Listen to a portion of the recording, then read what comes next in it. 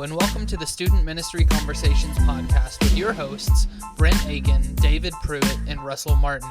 This podcast is all about equipping, encouraging, and inspiring youth pastors weekly with topics that are brought to the table by youth pastors from all over the world.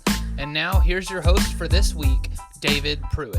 Hello and welcome to the podcast. If this is your first time listening to us, we want to welcome you and invite you over to our website, www.studentministryconversations.org, where you can find all of our previous episodes, our show notes, blog articles, and much, much more.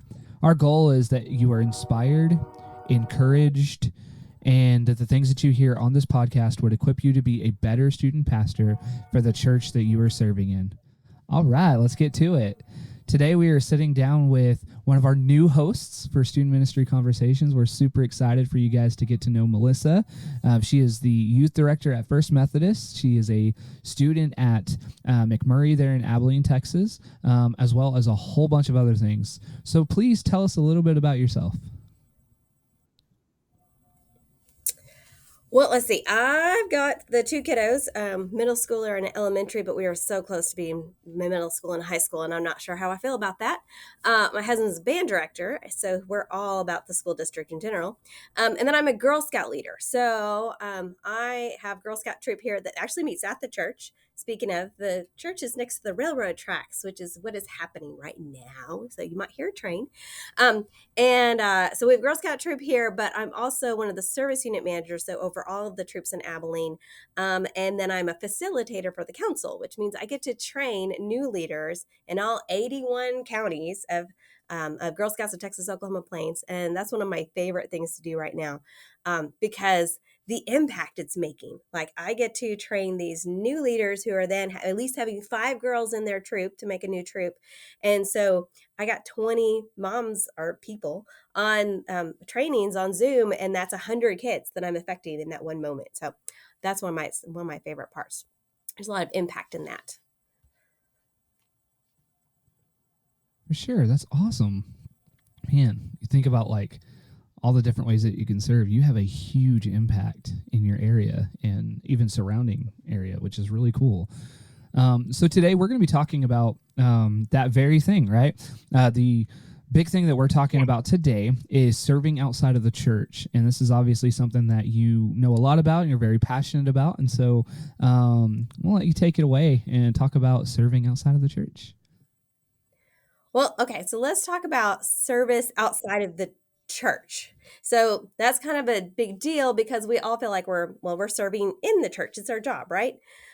So what does that mean in first place? So community service is service to the community. But you're not being compensated monetarily, goods and services, all that jazz, and you're willingly doing it. So we also think of community service sometimes as a court mandated thing. And that's kind of not what I'm talking about right now. I want the stuff that you are gladly giving your heart to. Psalms 100.2. We were reading that one the other day, but it can bring up some funny feelings in church people because I'm guilty because I'm not spending enough time doing service outside the community, or I'm not doing enough in my church because I'm spending time doing this, or it can bring up some exhaustion.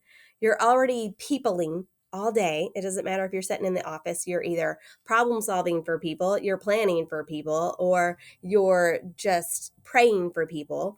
And so that's a lot of peopling. And sometimes we can be like, oh, going home and sitting on that couch sounds so much better. Watching reruns of The Office where you don't have to think, like that sounds so much better than going out and talking to more people out in the world. So it can be exhausting, right? There's that spoon metaphor. Have y'all heard that one? So it's usually used in groups of people that have diseases or disabilities that make everyday life more exhausting, like just more difficult. And so you only have so many spoons when you get up in the morning of energy. And if you use a whole spoon getting your kids out the door to school, and then you use a whole spoon for a staff meeting, and then you use a whole spoon because a family calls you in crisis, your spoons are running out rather quickly. And so sometimes we can run out of spoons before we get to the end of the day. And then how am I supposed to even just think about helping other people? And then that last one is anger or resentment, because I serve people all day. Why do I have to go serve more people? But the question you have to ask yourself is, would I be doing this activity if I was not employed by this church or organization? There's meetings that I go to once a month that I would not go to. They'd be unnecessary if I was not employed here. I would probably still go talk to the youth if I randomly lost my job tomorrow because I feel like they're cool people and they need me in their life. But I would not be cleaning the toilets in that building right over there, the youth building, if I was not working here. So when you're thinking about serving in your community, if you were not employed at the church, would you be doing that food drive? Would you be doing that um, uh, road cleanup, the trash cleanup that we take the youth and go do?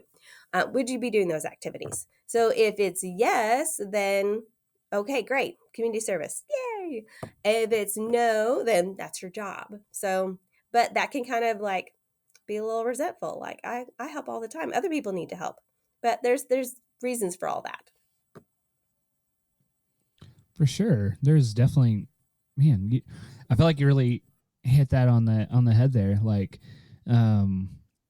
if we don't understand the perspective of all of that, like if we just look at it like a job or an obligation, resentment happens and burnout happens so fast. But when we see it as this is something that we get to do and the passion, and I know that that can be a really difficult switch to flip, especially if you're already in that place of burnout. But I think that's really, really important. So you kind of talked about why we should serve. But I think let's actually get into the practical side of that, because it's, if you've been listening this long, you're like, okay, you're right. I need to be serving in my community. How, what do we do? Where do we go? Let's start to answer those questions. So the question here is, what am I passionate about and how can I use my gifts out in the community? That's a great question. So you'd really have to kind of look inside yourself and go, what do I like to do? What makes me happy doing that?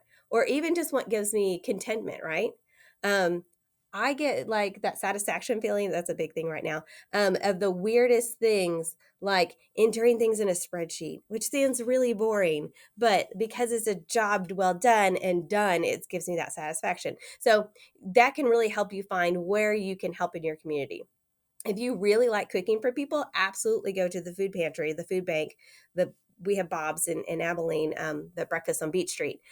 Go help that way. If that's not your gig, don't do that. Don't go do something that you're not going to like, because there is a point of community services for the community, but if it makes you miserable, that's not what God wants for you. That's just not. And so if you really like science, let's see if we can find a STEM program that needs some volunteers in town, especially working with at-risk kids, because we already do that anyway. We already, half of us are already background checked and certified in things. But where can we use the things we already know how to do? If you're really good at budgeting, maybe host a budgeting workshop for other people.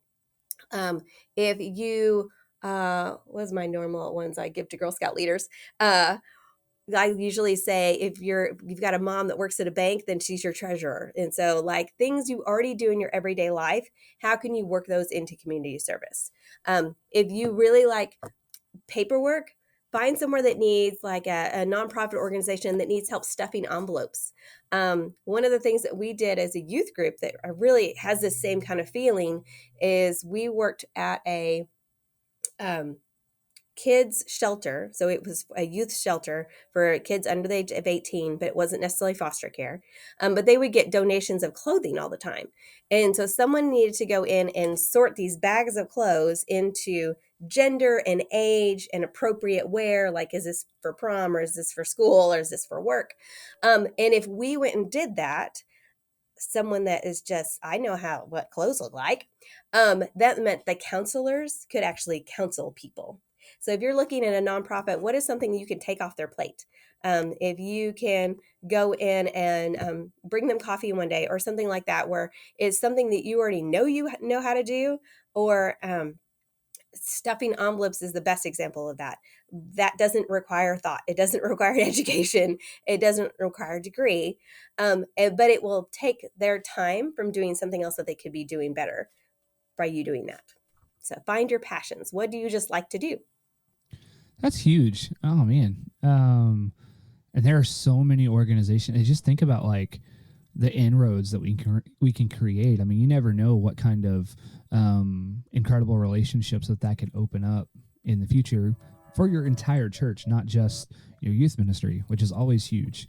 One of the things we love to do here, we started thinking about how we could serve our teachers. We've got a daycare that's here Monday through Friday and a Christian school here Monday through Friday.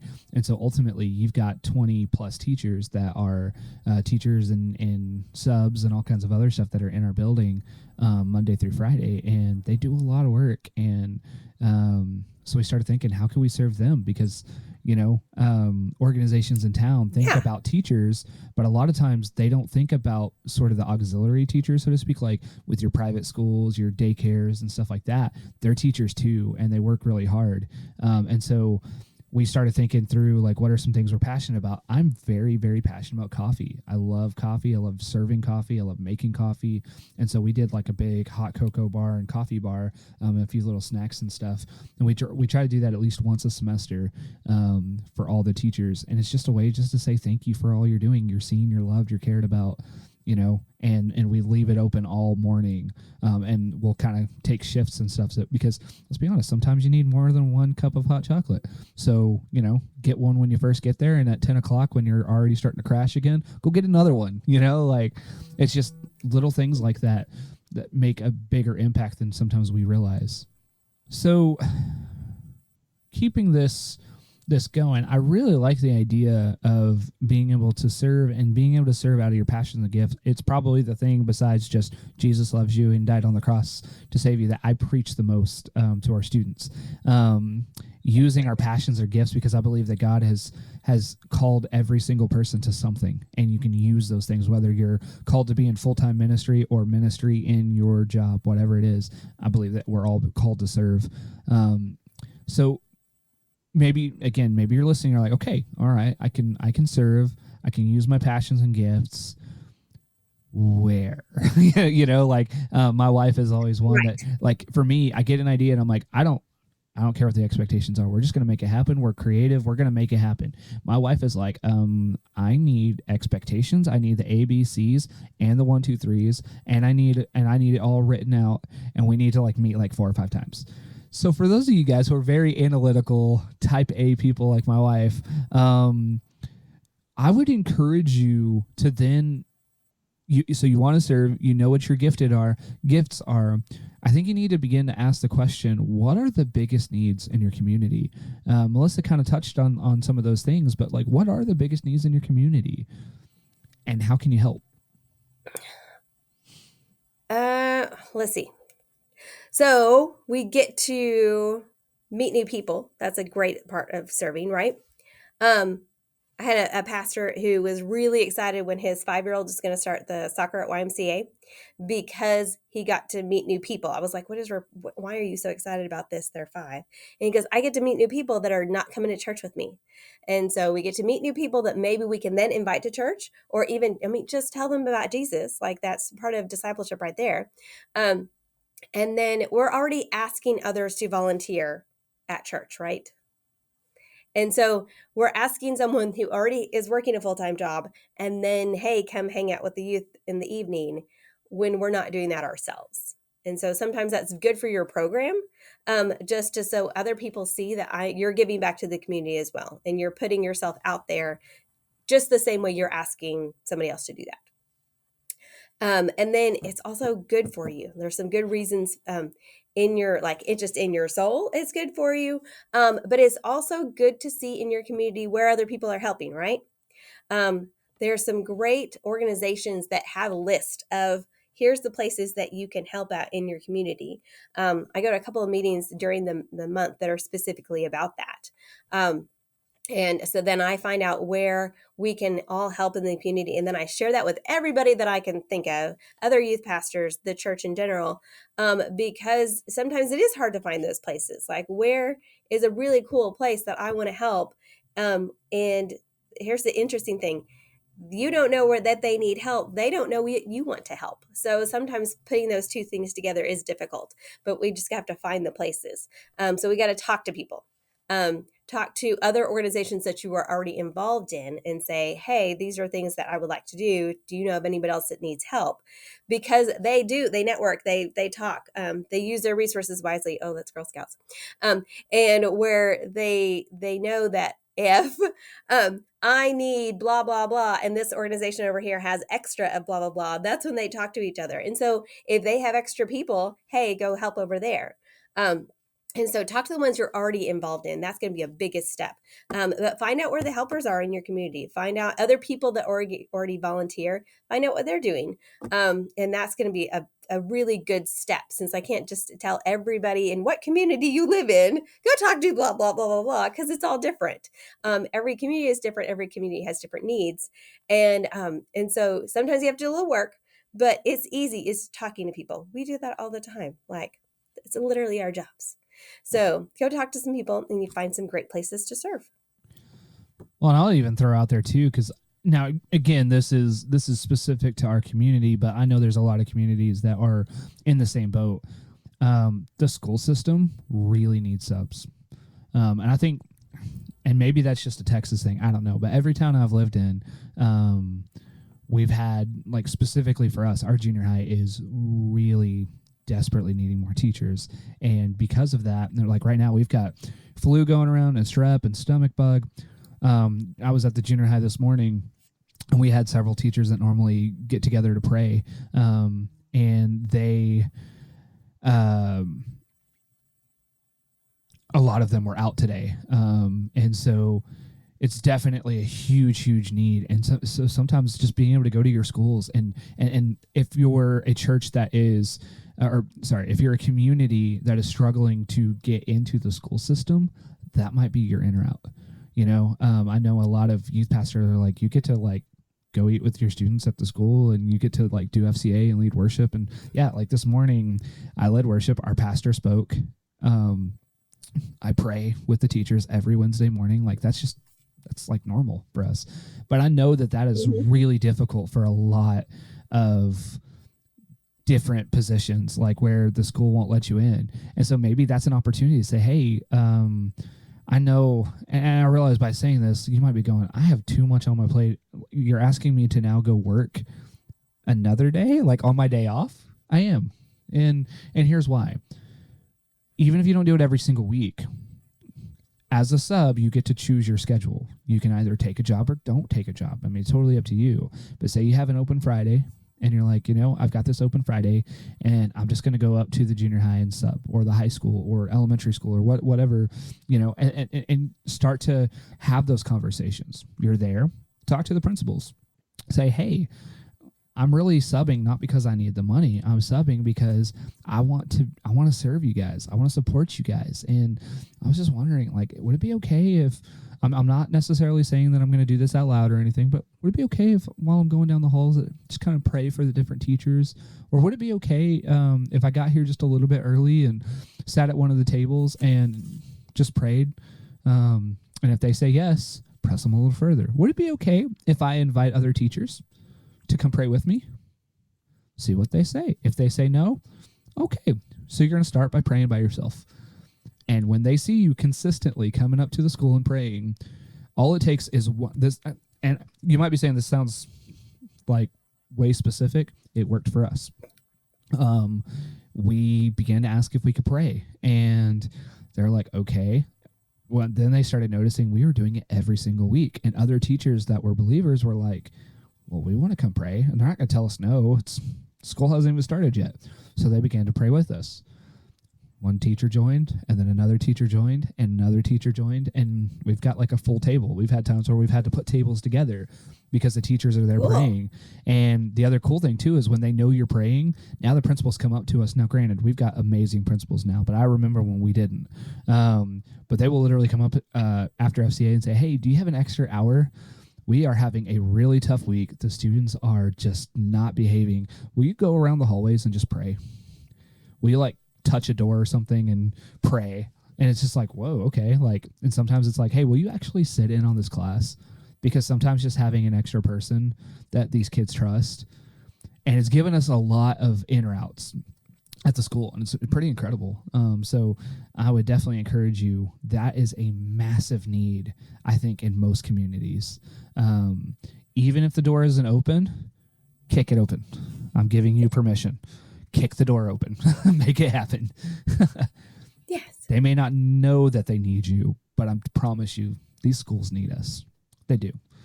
Maybe that's cocky to say, but I think they do. And maybe that's just coming from a guy whose wife is a teacher. But I think that obviously those are a couple of specific things, but I think that can go for so many other opportunities, whether that's in your schools or something. Just like Melissa said, there are so many people that have big needs, and they may not even realize it. Like if you go to your local YMCA or whatever you might have, or you go to a like a clothes closet or something, they may be totally overwhelmed praying for something, and their job doesn't have or their organization maybe doesn't have the money to hire another person, and you going in there and just saying, hey, I got a youth group and we're willing to help you guys out this week. That may take a huge load off somebody.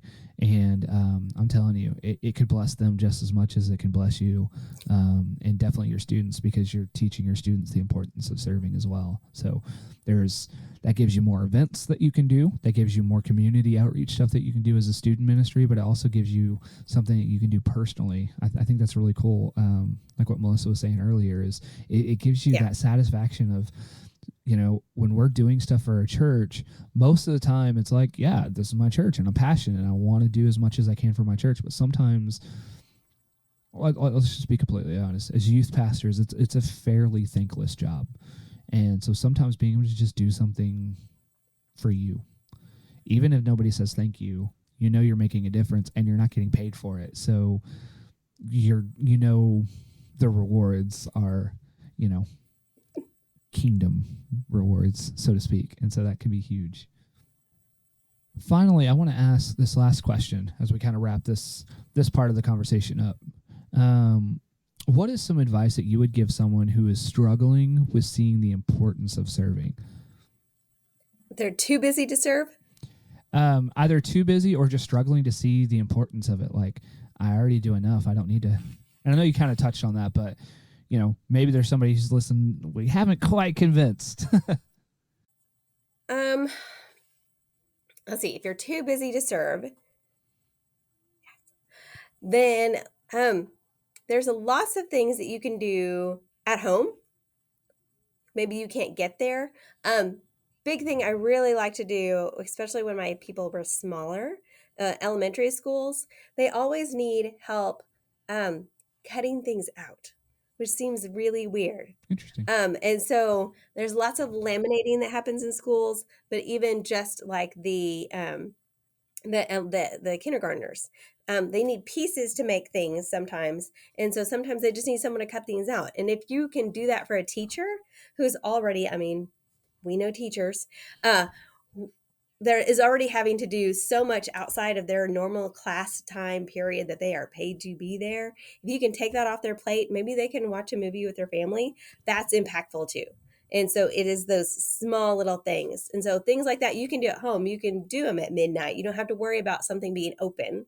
Like Bob's is only at 6 a.m., 5 a.m. I don't know because I don't go, it's too early. But like, I know that I can't get up that early. I can go to the gym, but I can't get up there barely to go to Bob's. But I know that that's already a time that I've got something going on, right? Like that's where we're going with this. Or the food pantry only meets at 10 o'clock on Wednesday mornings. I am here doing work stuff, which lots of people are doing that, right? Lots of places that need help are between 9 and 5. And so are there things that they've got going on a weekend? Are there events that they need help planning? If you really like planning parties or other events, or you do that for your job already, like we do, sometimes that's something that we can step in and go, okay, I specifically know how to plan an event. I do it all the time. Here are the things that we need. for this thing on Saturday. How can we help do that together? And so weekend events, fundraising events, those are all things that you can help with. For sure.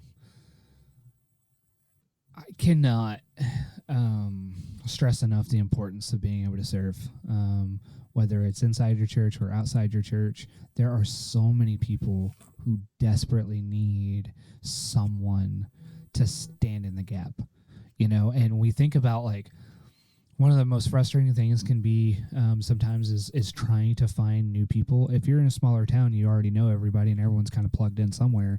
It can be really, really difficult. But you never know. Like the way that I look at it is, I'm never the guy, and I know that some people will disagree with this, and I'm okay with that. I'm never the guy who wants to just grow my church. I want to grow God's kingdom, and I don't care if it's in my church or somewhere else.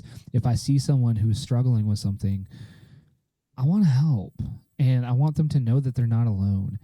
And even if your church doesn't directly benefit from it, that's okay. I think sometimes we think in metrics of, okay, I'm going to do this thing so that I could gain more students or grow our church's budget because we have more families coming in, or I'm going to read the Bible and it's all the number game. It's all that number game. And I think sometimes we need to just set the number game aside and just serve because God calls us to, period. I think about one of the big things, and it has definitely been, I'll be open and honest with you. Not everyone loves that I do this. And so you might get a little bit of flack at your church, but I think it's worth it. There are a lot of churches in our town that have incredibly talented people. They just don't know it. Yes. And so there are whole youth groups. Now, I'm not bashing this. I want to make this clear. There are whole youth groups that have the ability and the talent to have youth-led worship teams or have people who can play and lead worship, but they don't have it because nobody took the time to teach them.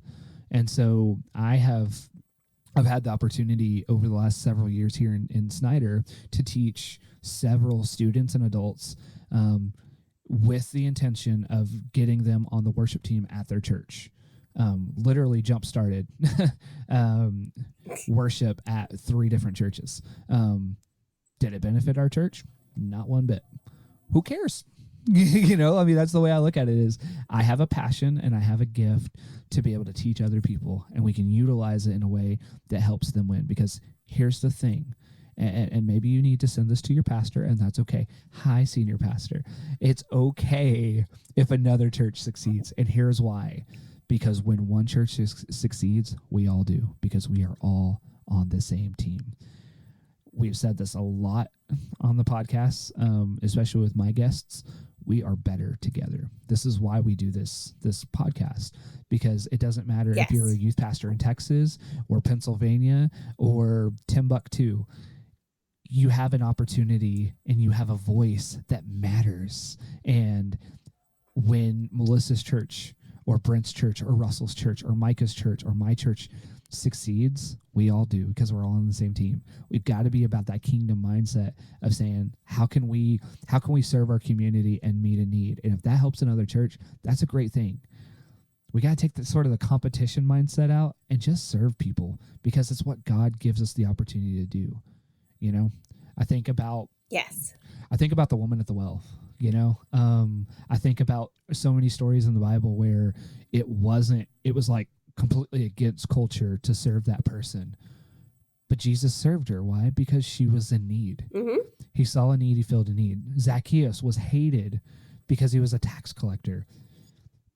But Jesus saw him right where he was. Yeah, and at. He didn't do it to get more people to listen to him. No. That was never.